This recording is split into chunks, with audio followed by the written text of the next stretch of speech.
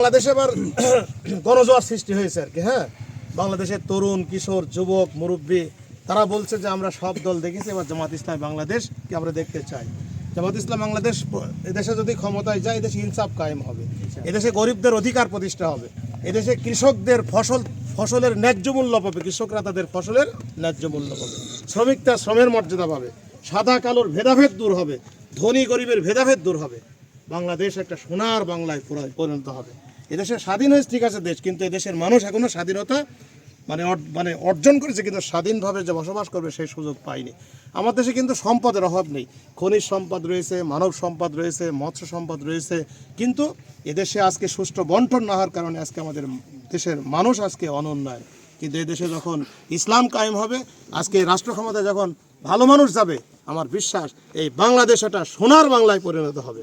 তোমরা খুশি হবা যে আমার সাথে আমার মির্জা সুলতান রাজা মিয়ার ভাতিজা পর্যন্ত তার আমার সাথে আজকে ভোট দিতে এসেছে, তার নাতিও আমাদের সাথে এসেছে।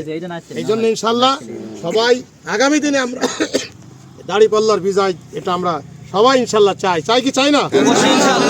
কবুল করো সকলে, আমিন বলো। রুহুল আমিন ভাইয়ের মার্কা দাঁড়িপাল্লা। আমাদের প্রতীক আছে, কোন সে প্রতীক? আরো জোরে, জোর হলো না, জিতবে কারা? ইনশাআল্লাহ। সবাই ভালো থাকো। হ্যাঁ, এখন কি